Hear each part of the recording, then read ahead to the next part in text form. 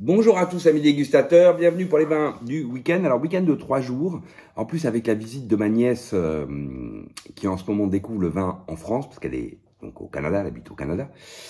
Du coup on a ouvert pas mal de bouteilles pour, c'était une bonne excuse pour lui faire aussi découvrir quelques autres régions de France. Alors on commence par lui montrer qu'un Sancerre, qu'un Pinot, ça n'est pas qu'en Bourgogne, on a aussi en Sancerre avec ce très joli Pinot Noir de Vincent Pinard qu'à Sancerre 2022.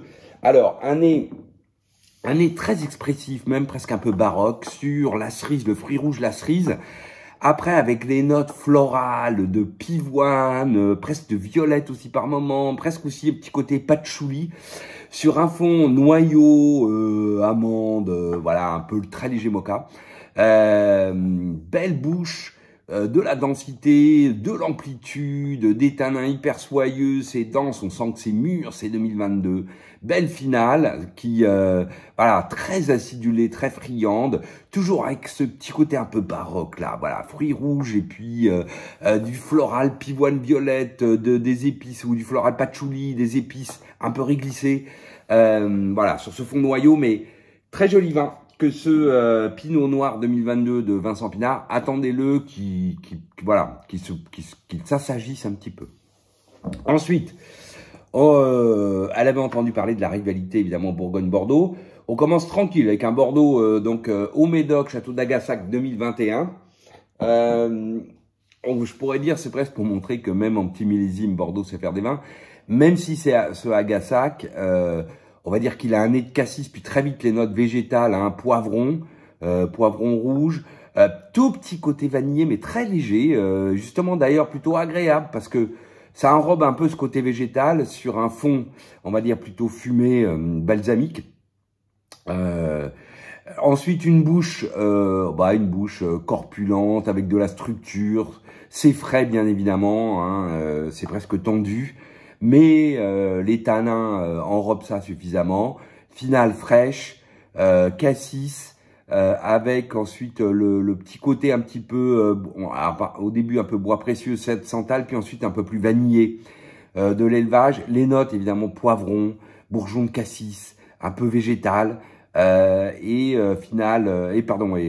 jolie persistance, et persistance intéressante sur le fumé. Bon, c'est 2021, voilà, c'est bien fait. C'est là où on voit qu'une fois de plus, Bordeaux, c'est bien fait. Assez végétal sur ce 2021, mais avec un je ne sais quoi assez friand sur cet Agassac, qui fait que on passe quand même un moment agréable. Ensuite, très joli vin. Il n'y a pas que du Pinot en Bourgogne, parce qu'il y a dans un domaine où on fait surtout du Pinot. Il y a aussi le Chardonnay avec ce très beau Meursault de l'ami Jean-François du domaine Henri Germain, Limousin 2014, arrivé à maturité. C'est la bouteille, voilà, était parfaite. C'est le moment de le boire. Bonnet sur la poire, le fruit blanc, la poire, puis ensuite les notes un peu citron, chèvrefeuille, qui évolue ensuite vraiment type aubépine, voilà, très floral, très joli. Une petite pointe un peu noisette, presque citron vert par moment. Ensuite, un petit côté plus humus, champignons nobles, cèpe, voilà, d'évolution, sur un fond assez fumé, fumé, tourbé, sol tourbé, craie, aussi amande, enfin voilà, tout y est. C'est très joli, la bouche, elle est droite, belle densité de matière soyeuse, c'est profond, c'est tendu. Finale fraîche, jolie persistance, voilà, très joli vin que ce Meursault Limousin de Jean-François. Bravo Jean-François.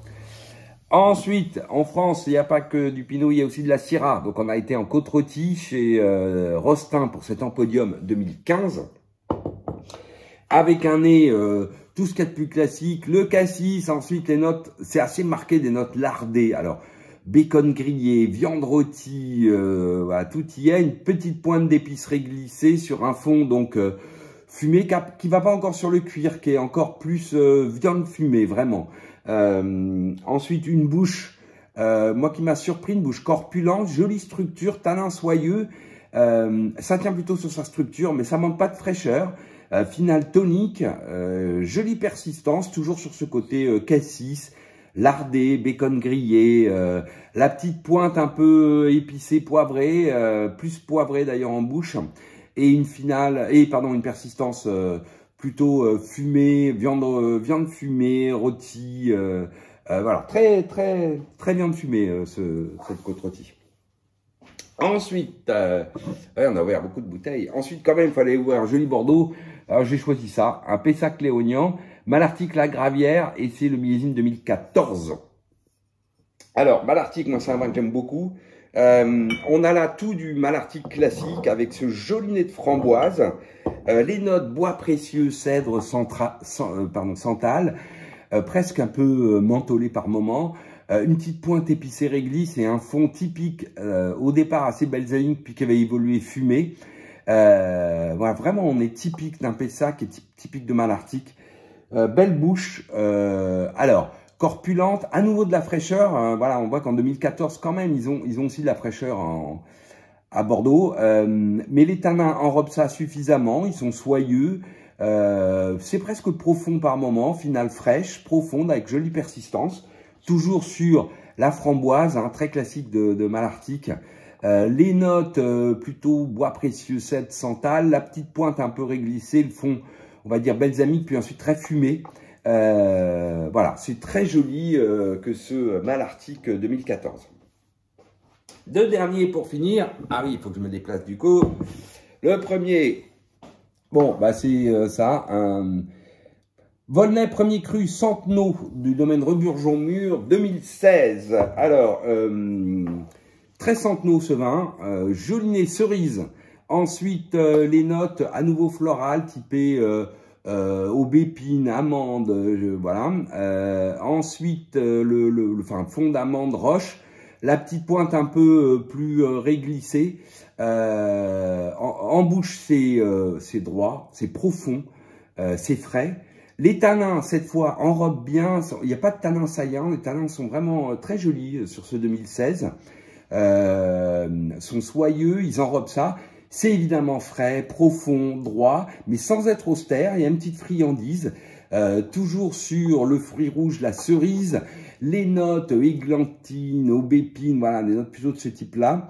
La petite pointe un peu réglisse et le fond noyau, amande, sol, voilà, très joli vin que ce Centenot 2016. Donc évidemment pas un vin démonstratif, un vin plutôt, mais sans être austère, voilà, très élégant, très classe, voilà. Et puis pour finir, ce midi on a ouvert ça, un Chassagne-Montrachet de l'ami Thibaut, c'est les Cailleret 2021 du domaine donc Moret-Coffinet. Bah, pareil, donc deux expressions du chardonnay, le meursault arrivé à maturité, le chassagne tout juste en ouverture. Alors, très bon nez avec un élevage parfaitement intégré. On se demande même si il n'a pas 4-5 années de plus en termes d'aromatique. Avec son nez de poire. Ensuite, les belles notes, chèvrefeuille, tarte citron meringuée, très légère vanille. C'est là, mais vraiment c'est léger. Une pointe plus beurrée brioche sur un fond amande, roche, craie assez marqué. Belle bouche fraîche cette fois, mais bien enrobé de la matière. C'est droit, c'est frais, c'est tonique, c'est plein de bout en bout, hein, ça a des épaules de bout en bout. Finale, donc qui reprend un peu de puissance jolie persistance, toujours sur ce côté poire puis citron. Tarte citron meringuée, même avec le petit côté un peu vanille, mais très léger. Le côté beurre brioche et le fond amande crayeux, quoi, très crayeux. Voilà, très joli ce Cailleret 2021. Voilà, beaucoup de vins. On a fait un petit tour petit, hein, mais l'idée étant de montrer un petit peu différentes régions. Il manquait l'Alsace, alors on a bu de l'Alsace, mais allez regarder sur mon blog. Voilà, allez, je vous souhaite à tous une belle semaine et je vous dis à la semaine prochaine. Salut!